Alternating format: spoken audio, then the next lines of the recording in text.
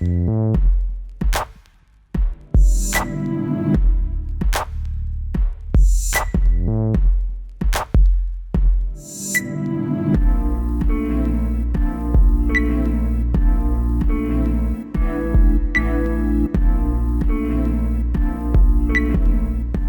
to Insights in Business. I'm Mary Ruth Snyder, the Executive Director for the Campbell River and District Chamber of Commerce. We are coming to you live to tape from the Shaw Spotlight Studio on Rob Run Road in Campbell River. Our very special guest today is Rob McNeil from the Campbell River Sky Diving Group. Now, Rob, welcome to the Shaw Studios. We are very pleased to have you with us today, and I'm very excited to learn about your journey. Well, Mary, first, thanks for having us here, and I hope to have you on our journey someday. Let's start with you. Now, where were you born and raised? I was born in Port Alberni on the island, raised in Victoria, went to Oak Bay High School. My mom was an ER nurse at Vic General Hospital. Oh, okay. So she kind of made me a very driven young individual. So I grew up in the Oak Bay area, and then a friend of mine's brother bought a dive boat in Campbell River, and at 14 I wound up in Campbell River working the dive boats in the summertime. And I always thought, what a, kind of a cool place, and well, here I am many years later after a life's journey, settled in Campbell River. So that is gone amazing. Full circle. Yeah. Now, when you first went out on the dive boat the very first time, do you remember that experience? Absolutely, I do. I wasn't a diver yet. I've been fascinated by the ocean my whole life, growing up on the island.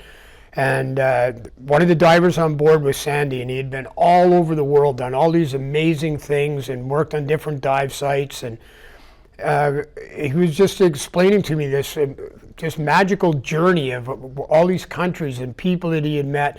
And he never finished school. It wasn't his thing, and he just wanted to see the world.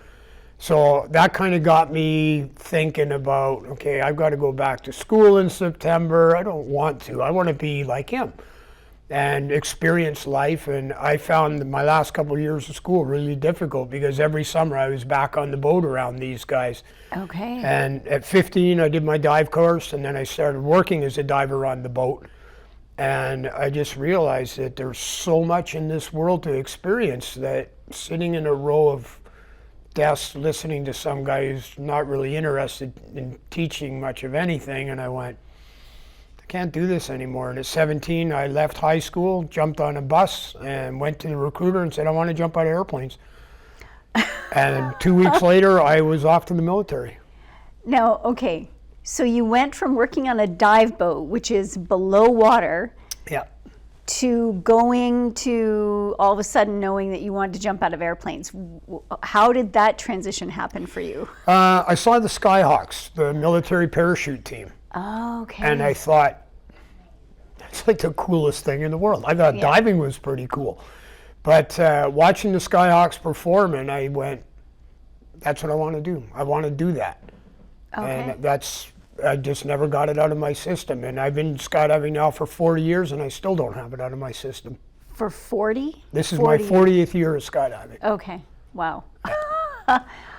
Okay, so you left school at 17, so that'd be grade 11? Yep. Okay, and what did your mom think about that? She wasn't happy. My brother's got a master's degree, my mom's got a master's degree, and you know, they always said, well, if you don't have an education, you're never going to get anywhere in life. But life just took me down a different path, and I just love it. And then the irony of irony is I'm back working in a school now. So I don't know, fate's dragging me all over the place. But all right, we'll get to the later part of the story first, or in a minute. So when you went to the recruiter and you said, I want to jump out of planes, you were only 17. Yeah. Were they able to sign you up at 17? I had to get parental consent at 17. Okay. So I went back to my mom, and she's like, you're going to go to school. And I went, I'm not going to school. So you can either sign off now or we can just fight for a year. But one way or the other, I'm going. And my father did time in the military. My grandfather was in the military. So I come from a pretty long list, but my mom's pretty anti-military. But it's what I wanted to do. And Yeah. So she consented, signed the form, and I dropped it off. And 2 weeks later, I started my journey down the road. When you got to boot camp, it's 12 weeks, right? It was 13 at that 13 time. then, Yeah, okay. Cornwallis, Nova Scotia. Okay. What time of year was that you did that? I rolled in there, and would have been June, July. I arrived. Okay. So it was summertime out on the East Coast. It was beautiful out there. Mm-hmm. So it was a little bit of Alice in Wonderland. It was just, why are these people yelling at me? And, why do I have to fold my underwear into a little square this big? None of it made any sense to me, but I just followed orders, and it made some great friends, and some of them are still friends today. That was going to be my next question, actually. Are you still? The military just creates this bond between people. When you're going through stressors and things like that, you learn to rely on people, and you really become not really dependent, but you know that somebody's always got your six behind you. Right. And you just never lose contact. And of course, Facebook has made the world so much smaller, so we're still contacting each other. And yeah. Okay. From the boot camp training days, is there one particular experience that stands out for you in that 13-week period that made you kind of stop and think about things for a minute? I wouldn't say in the recruit training it did. When I got to my Army trades training afterwards, there was a couple of times where I really scratched my head and go, what am I getting myself into? Okay. But the recruit training was just basically, learning how to march and learning how to be military. So it really, to me, it was 13 weeks of summer camp away from home. And they were paying me for it, so that made it kind of okay. And was there any particular moment in the first couple of years that were actually the opposite? They were aha moments. I was like, this is what I did. I was very fortunate in my military career to be surrounded by just some amazing people. When I got through my recruit training and my basic training, I wound up back in Victoria with 3 PPCLI, the Canadian Infantry Unit. And it was a Friday morning parade, so every Friday the whole battalion's out on parade, and there was this little group of people off in the corner all by themselves. They're all super fit and just, super tight. Like there was just, their bond was like even tighter than, what we shared with the rest of the unit. And I was like, man, who are those guys? They're like, oh, those are the airborne guys. You don't want to be around those guys. They're just all crazy. And I was like, I want to be in that group. So I applied for my jump course, and the military sent me off to Edmonton, and I did my jump course, and that was it.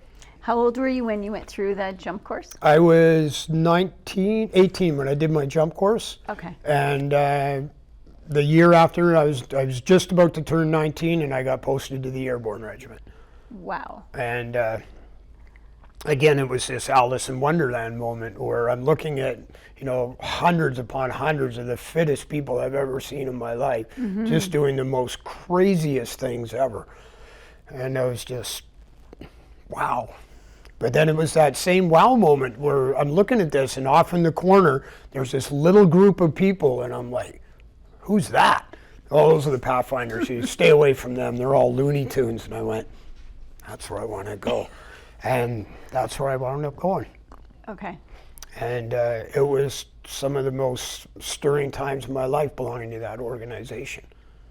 Now, what is the Pathfinders? So when an airborne regiment deploys, let's say Normandy is the greatest one. So when the airborne invasion went into Normandy, the Pathfinders actually jumped in before all of that happened. And they will go in, they mark the drop zones, they find the enemy, they find safe places to bring the troops in, and they guide the airplanes into the landing areas where they can drop. So that's what I did. Okay.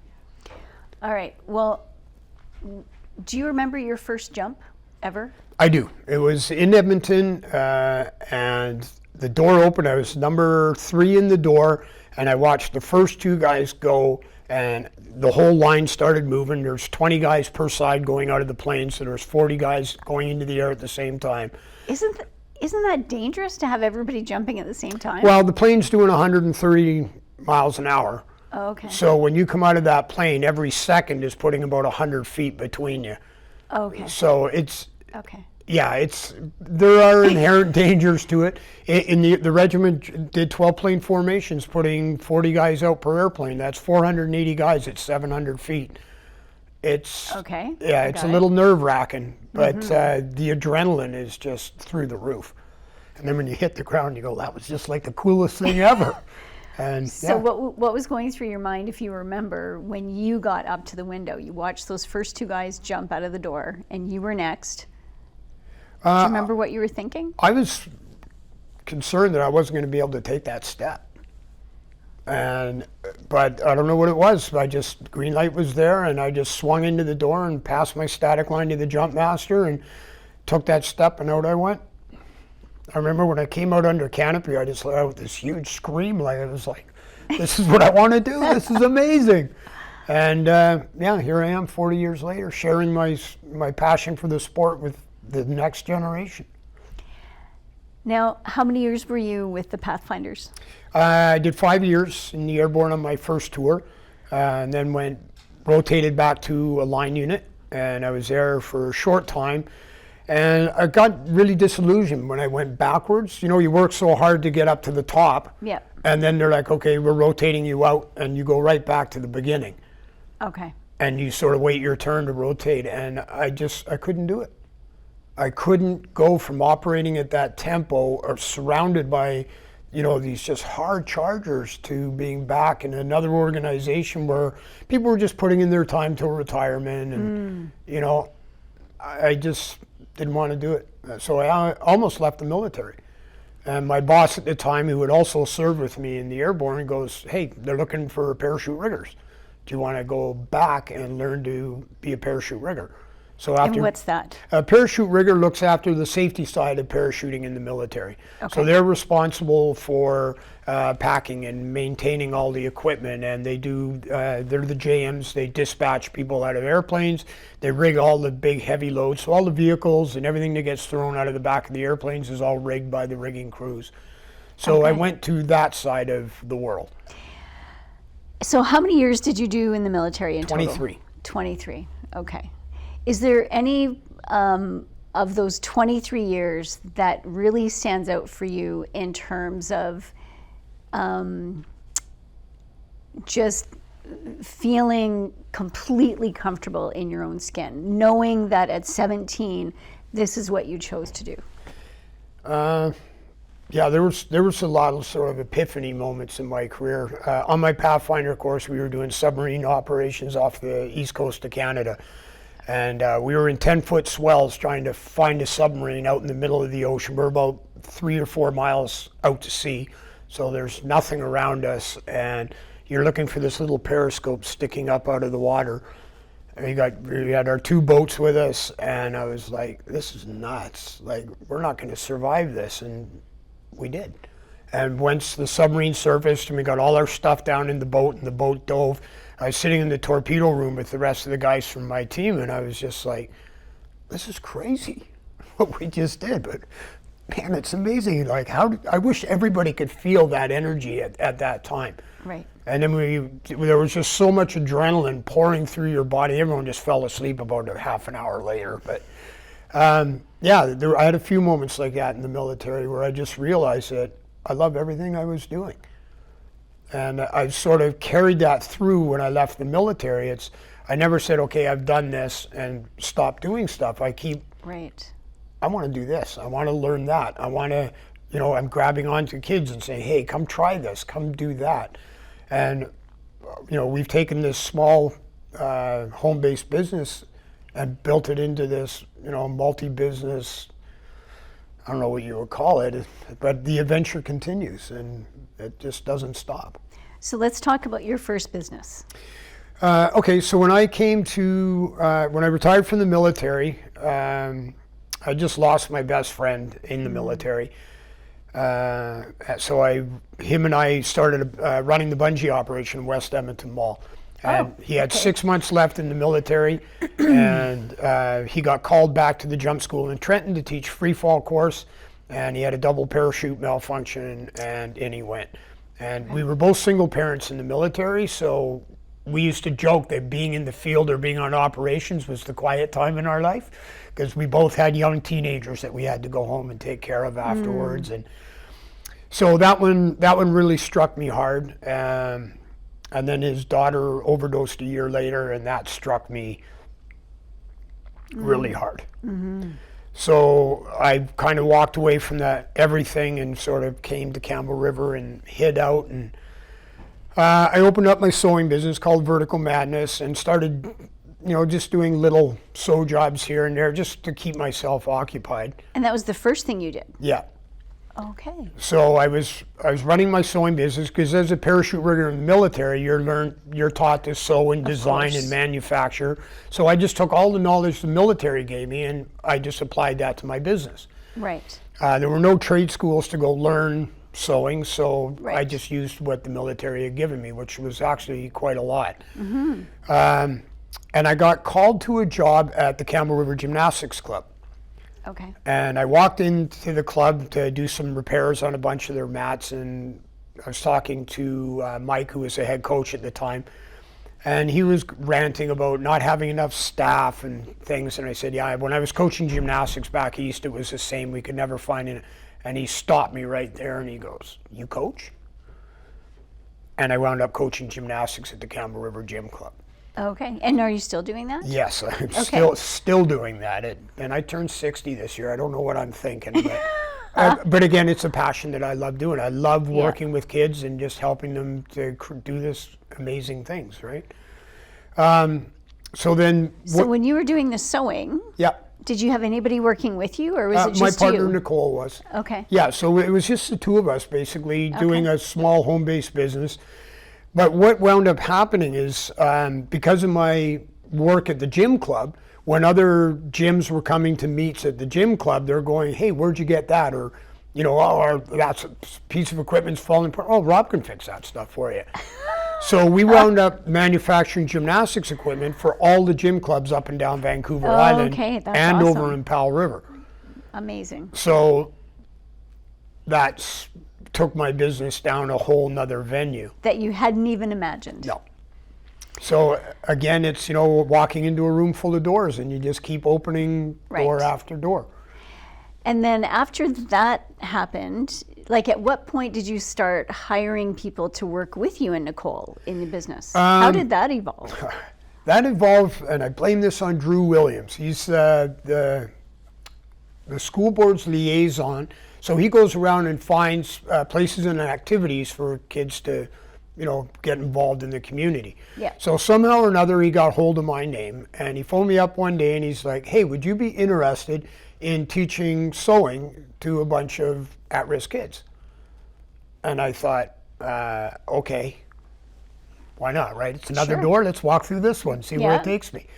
Because I wasn't a big fan of school, so I thought, well, maybe I could be that cool teacher that maybe I can connect kids to. So for 6 months, I had 14 kids in my house working in my little two-car garage in my shop, and these kids were amazing. I let them build whatever they want. We were building guitar cases and backpacks and just industrial grade things, right? And when that ended, Drew phoned me again. And he's like, "Hey, we got this program up at Robron. It's a nautical program. Would you be interested in coming up and teaching the kids there how to sew and do the interior boat work and sail repair?" And I went, "Yeah, okay, sure, why not?" Because that's what I do. I just say yes all the time, and down the road I go. Yeah. So I wound up at Robron for a year working with the nautical program, and then when the teacher retired out, the program folded. So I was ready to go back to my thing, and Drew, of course, showed up again, and he's a bit of a nemesis in my life, isn't he? He goes, "Why don't you open up a sewing program for the school district?" Yeah. So I did that. Okay. The school board was kind enough to give me the space in the annex behind Robron. Yeah. So the deal was they gave me the space and I provide all the materials, the equipment, and they get me for free 5 days a week. Awesome. So that's what I did. And it grew over the next 6 years to, I think at my peak I had 11 classes. We taught as young as grade 3 all the way Wow. up. So we had kids from Cedar Elementary coming and Yeah. making drum bags and just, Awesome. it was a great experience. You know, you got little kids about this big on these big industrial sewing machines. I think I gave some gray hairs to some teachers, but the kids had a great time. And it was really interesting. And I don't want to ramble, but one teacher came in, and after the second class, the kids were all working on their own project. And she goes, I got 5 boys in this class that I cannot get to pay attention. And every one of them has got their face in a sewing machine right now. Yeah. And she goes, this is amazing. And I went, yeah. But they're doing what they want to do, not what they're being told That's to do. right. So they're creating something of their own design and manufacturing. Yeah. So then I started a work experience program. So then the kids that were interested could come in and do work experience with Okay. me. So things started to grow. All right. So now you're still at Rob Ron, right? I'm still at Rob Ron. Okay. Yeah. And are you still doing the classes for school district? Or I is it- was up until December. Okay.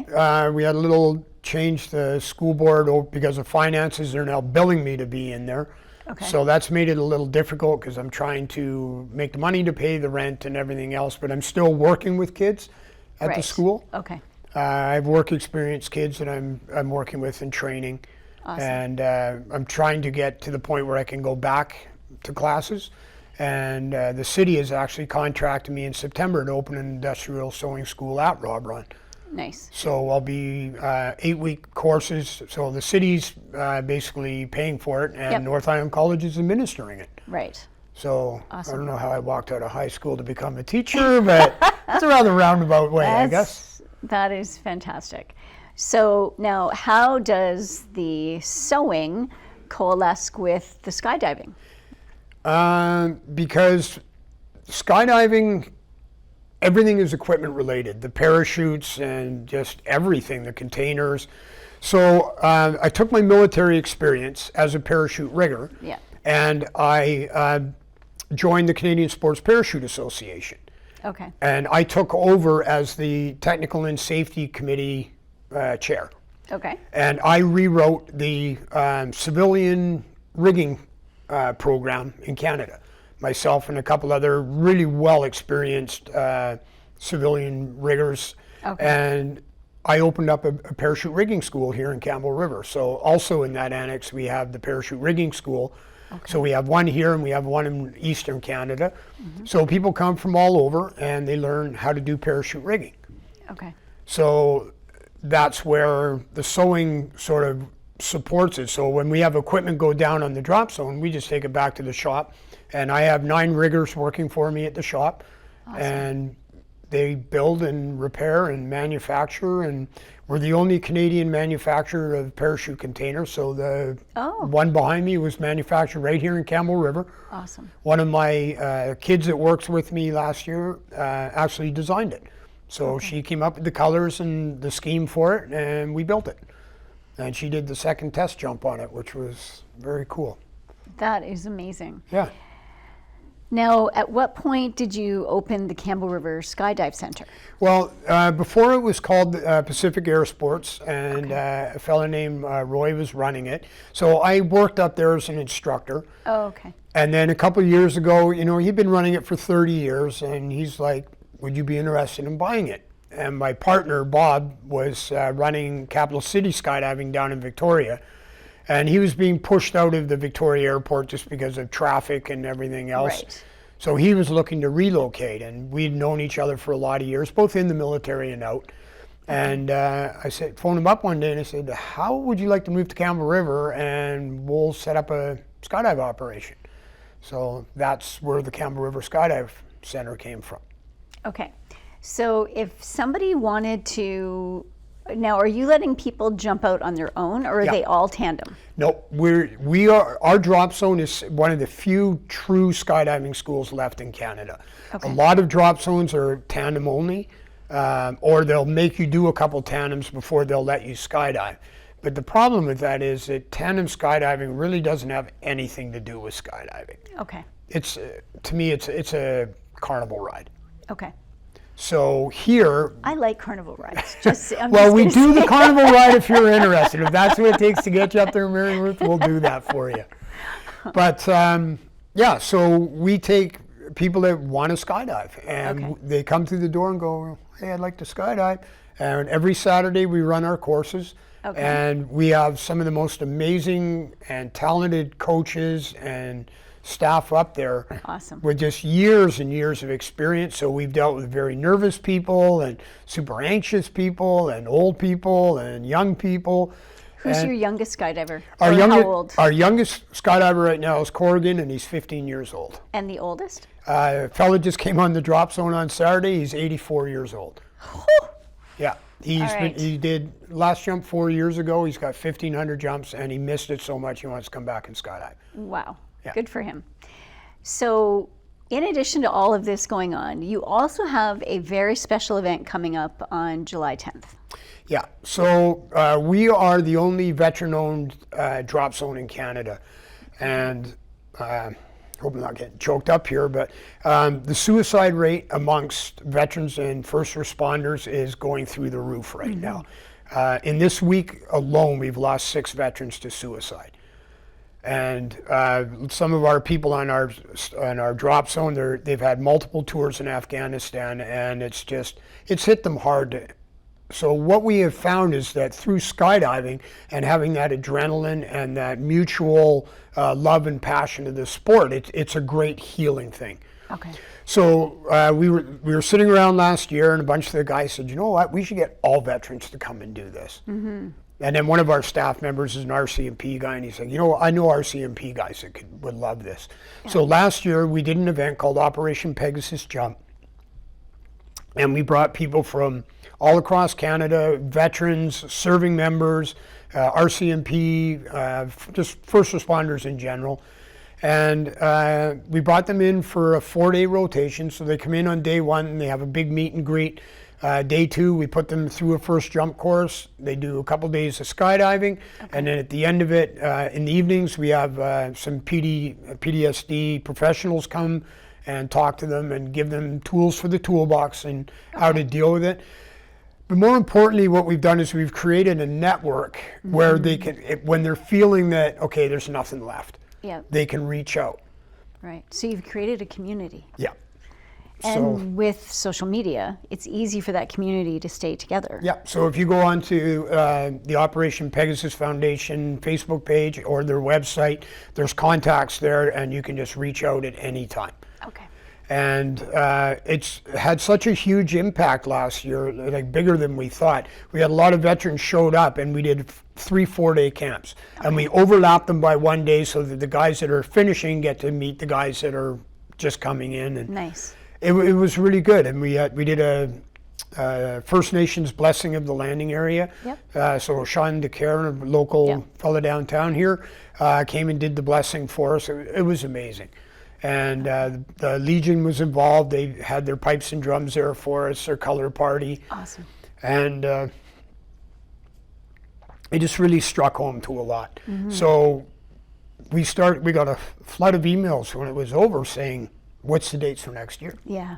And we're like, okay, I guess we're doing this again. So last year we had 85 participants and probably 20 or 30 people that just came and hung out. Yeah. And this year we're already well over 200 people. Wow. And their families are coming this year. Right. And it's been... Okay. Well, we'll put up the information for people to get in touch with you. Sure. Thank you so much for coming and sharing your story with us today. Really appreciate all of the insights you've shared and the journey that you had. It's truly inspiring. Thank you.